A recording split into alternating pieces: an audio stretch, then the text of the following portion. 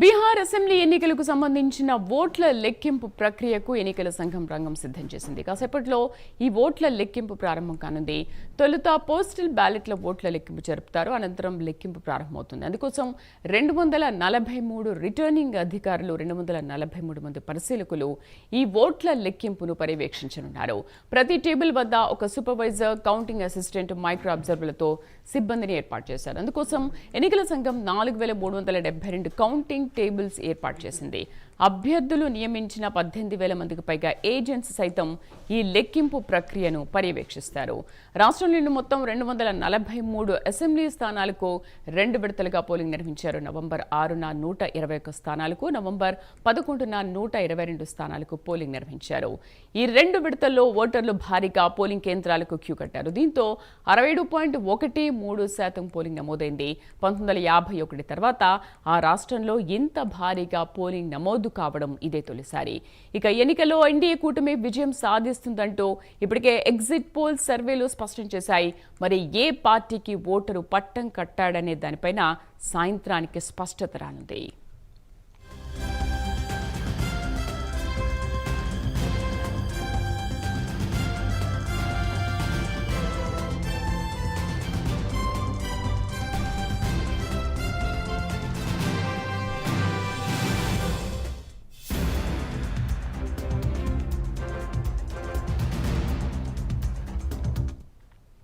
మరోవైపు ఈ అసెంబ్లీ ఎన్నికలతో పాటు దేశవ్యాప్తంగా వివిధ రాష్ట్రాల్లో జరిగిన ఉప ఎన్నికల ఫలితాలు కూడా ప్రకటించనున్నారు. అందుకు సంబంధించిన ఏర్పాట్లను ఎన్నికల సంఘం సిద్ధం చేసింది. మరిన్ని వివరాలు నేషనల్ బ్యూరో చీఫ్ కళ అందిస్తారు. గుడ్ మార్నింగ్ కళ.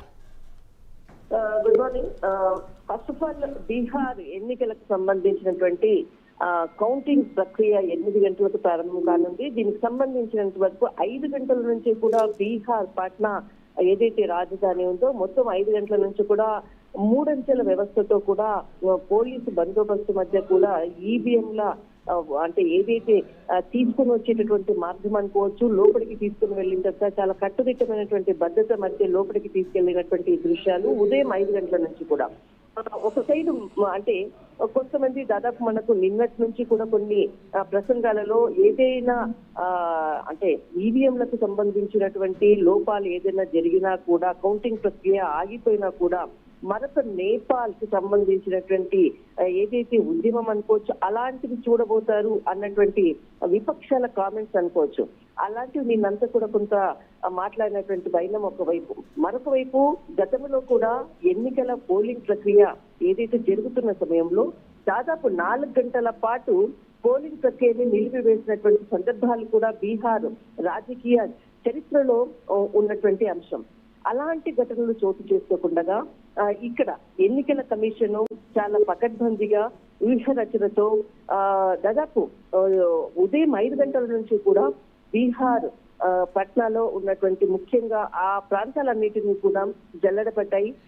ఎందుకంటే ఢిల్లీ పేలుళ్లు ఒకవైపు జరిగినటువంటి ఘటన ఒకవైపు ఉంది, మరొక వైపు దీనికి సంబంధించినటువంటి గాలింపు చర్యలు కూడా చేపడుతున్నారు.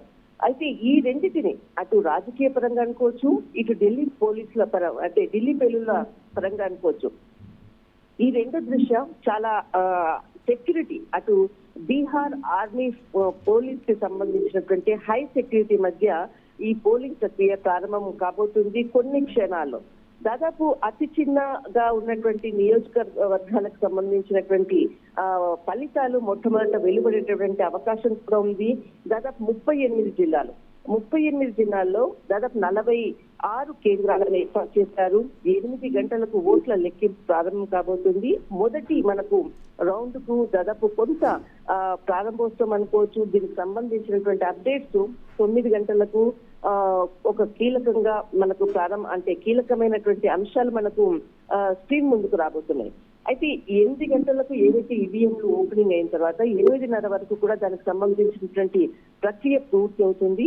8:30 నుంచి మనకు ప్రారంభమైనటువంటి కౌంటింగ్ ప్రక్రియ 9 గంటలకు ఒక నంబర్ అన్నది కూడా మనకు కనిపించబోతుంది. అయితే దాదాపు 2,616 మంది అభ్యర్థుల భవితవ్యం మాత్రము కొద్దిసేపట్లో ఈ రోజు ఎలా ఉండబోతుందన్నది బీహార్ చరిత్ర గేమ్ చేంజర్ కాబోతుందా, అటు బీజేపీ ప్రభుత్వానికి అనుకోవచ్చు, ఇటు విపక్షాలకు అనుకోవచ్చు. ఒకవైపు మేము గెలుస్తాము అంటూ కూడా ఒక పార్టీ చెప్తుంటే మరొక పార్టీ దాదాపు 18 ఎగ్జిట్ పోల్స్ ఎన్డీఏ విజయం సాధిస్తుంది అన్నటువంటి చెప్పినటువంటి అంశము. రెండు మాత్రము విపక్షాలు అంటే మహాగఠబంధన్ గెలుస్తుంది అన్నటువంటిది.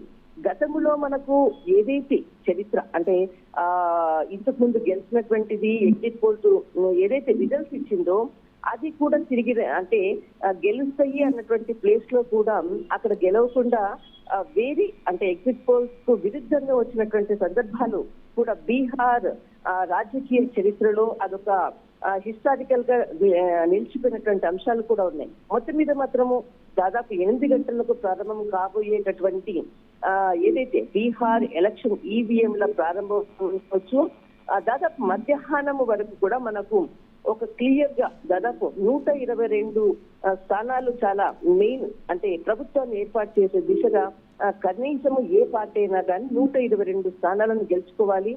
ఆ విధంగా ఏది ముందంజలో ఉంటుంది అన్నది మాత్రము కొద్దిసేపట్లో మనకు 9 గంటలకు ఏదైతే విడుదల చేసేటటువంటి నంబర్ మాత్రము చాలా కీలకము.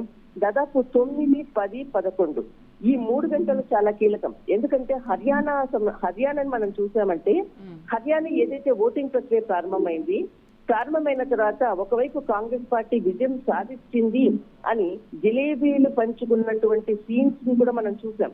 కానీ 10:30 తర్వాత ఒక్కసారిగా కూడా నంబర్ చేంజ్ అయిపోయింది. తర్వాత తారుమారైనటువంటి ఇక్కడ రాజకీయ చిత్రాలను చూసాం. ఇక్కడ కూడా ఈ నేపథ్యంలోనే తేజస్వి యాదవ్ కూడా ఒక మాట మాట్లాడారు. అంటే మహాగఠబంధన్ గెలిస్తే ప్రకటించొద్దు, తొలుత ఎన్డీఏ అభ్యర్థుల్ని గెలిపించాలని అధికారులకు చెప్పారని, ఈ మేరకు కొన్ని ఫోన్స్ కూడా చేశారు, మాకు సమాచారం వచ్చిందని కూడా తేజస్వి యాదవ్ నిన్న మాట్లాడారు. అయితే ఇక్కడ అంటే మాట్లాడినటువంటి ఏదైతే ప్రెస్ మీట్ అనుకోవచ్చు, అంటే మాట్లాడినటువంటి అంశాలు అనుకోవచ్చు, కానీ ఎంతసేపు ఉన్నా మనకు ఎన్నికల్లో ఓటు వేసినటువంటి వ్యక్తి యొక్క ఓటు చాలా ముఖ్యమైనటువంటి అంశం. రాజకీయ నాయకులు ఇప్పుడు మనకు నిన్న తేజస్వి యాదవ్ మాట్లాడినటువంటి అంశాలు అనుకోవచ్చు ఒకవైపు, మరొక వైపు తేజస్వి యాదవ్ నేను ఖచ్చితంగా సీఎం అవుతాను, 18వ తేదీన నేను ముఖ్యమంత్రిగా ప్రమాణ స్వీకారం చేస్తానని ఒకరంటారు. మరొకసారి అంటే ఎన్డీఏ కూటమికి సంబంధించినటువంటిది మరొకసారి ఇక్కడ నితీష్ కుమార్ మరొకసారి సీఎం కాబోతున్నారు అని అంటారు. అసలు ఈ దేశవ్యాప్తంగా కూడా దీనికి సంబంధించినటువంటి అంశంపై ప్రధానంగా నెల రోజుల పాటు ఉన్నటువంటి చాలా మంది ఢిల్లీ నుంచి వెళ్ళిన వాళ్ళు, దేశవ్యాప్తంగా వలస వెళ్ళినటువంటి వాళ్ళందరూ కూడా తిరిగి బీహార్ కి వెళ్లి ఓటు హక్కు వినియోగించుకోవడము అన్నది ఇక్కడ కీలకము. ఇక్కడ ఒక ముఖ్యమైనటువంటి అంశం, దాదాపు గతంలో ఏదైతే మనకు ఓటు అంటే గతంలో కన్నా ఈసారి దాదాపు 10% పైగా కూడా ఓటు హక్కుని వినియోగించుకున్నటువంటి బీహారీ ప్రజలు అంటే ఓటు హక్కు ప్రతిసారి ఎక్కువగా పర్సెంటేజ్ పెరిగినప్పుడల్లా కూడా ప్రభుత్వం మారినటువంటి దశలు కూడా మనం చూసాము.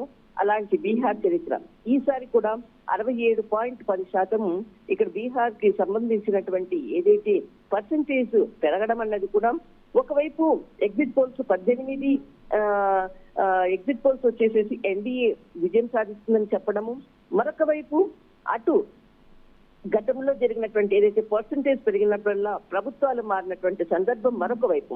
కానీ ఈ రోజు ఏదైతే ఎగ్జిట్ పోల్స్ చెప్పినటువంటి ఏదైతే వాల్యుయేషన్ అనుకోవచ్చు, దానికి సంబంధించినటువంటి క్యాలిక్యులేషన్స్ ఇదంతా కూడా నిజం కాబోతుందా, లేకపోతే గతంలో మనకు ఒరిస్సా అనుకోవచ్చు, ఇటు మహారాష్ట్ర అనుకోవచ్చు, హర్యానా అనుకోవచ్చు, ఈ ఎగ్జిట్ పోల్స్ చెప్పినటువంటి రిజల్ట్స్ తారుమారు అయ్యేటటువంటి విధంగా కూడా మరొకసారి కూడా ఈ బీహార్ ఎన్నికల్లో ఒకసారి వాటి ముఖ చిత్రం కూడా బట్టబయలయ్యేటటువంటి అవకాశం కూడా ఉంది. కానీ మొత్తం మీద థ్యాంక్ యూ. సో అది బీహార్లో కూడా ఎవరికి వారే ధీమాగా ఉన్నారు. బట్ కౌంటింగ్ స్టార్ట్ అయిన తర్వాత ఎవరి భవితవ్యం ఏంటనే విషయం మరి కాసేపట్లో తెలియనుంది.